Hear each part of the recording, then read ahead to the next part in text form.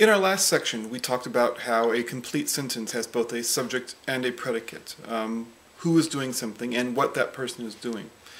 One of the many ways we can improve our writing is by making sure that as we're talking about what our subject is doing, we use the proper forms of verbs while we're doing that. Verbs are one of the slipperiest parts of language, and particularly in English, they can be kind of tricky.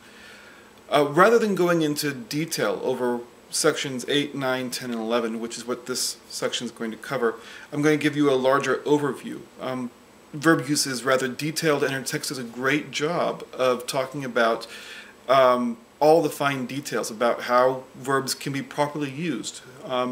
So rather than go into all of the exact detail with every single possible combination of verbs, and verb usage out there, which I'm afraid we don't have time for here, I'll rather give you an overview, a larger understanding about some of the context behind the details that your textbook presents you.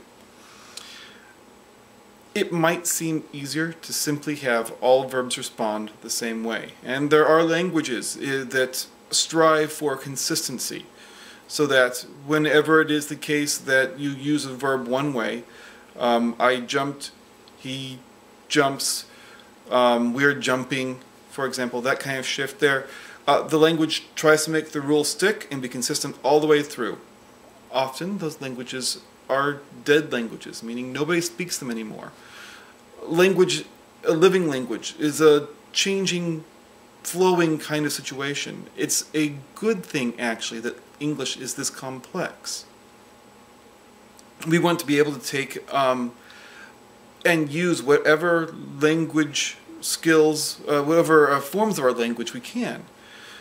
The trick, however, is not in condemning one kind of use of English as being bad and one kind as being good, but understanding when it's appropriate to shift between using one form of language and another, between using slang and between using non-standard dialects, and when you're going to use more formal language.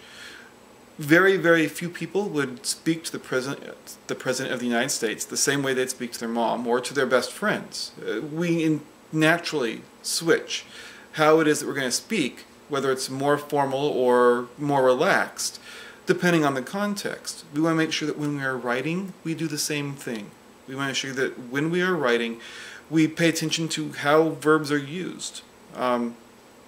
We know that there are some verbs that follow the rules exactly and change consistently, and those are called regular verbs. We know there are other verbs, particularly things like be, have, do, that do not follow the rules, follow rules of their own.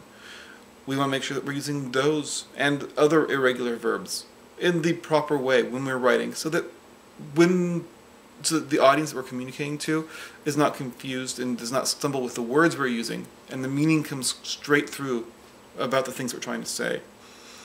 Another issue that one can have with verbs is when you're writing in a paragraph, you want to make sure that you use the same verb tense, meaning referring to what happened in the past or what's happening in the future, throughout the paragraph. Keep your verb tense consistent. If you start off in the past, I jumped the cannon, I jumped the lake and swam past the sharks, don't switch in the middle of a paragraph to present tense. And then the sharks and I, we went to the store and juggled chainsaws. Keep the same tense consistent all the way through your writing.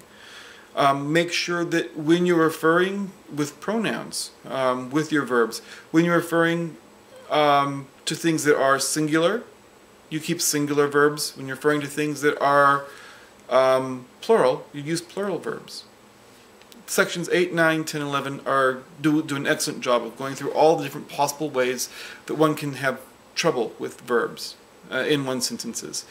As you think about the conversation that you're going to have online about this, I'd like to see some conversation about questions about particularly troublesome verb usage, questions about why things might be one way or the other, although often there is not a particularly useful answer as far as consistency goes. Often it's simply because that's the way things are and have been for quite some time. And you may wish to share your favorite sentences when it comes to using verbs properly. Thank you very much for this time, and I look forward to seeing you again.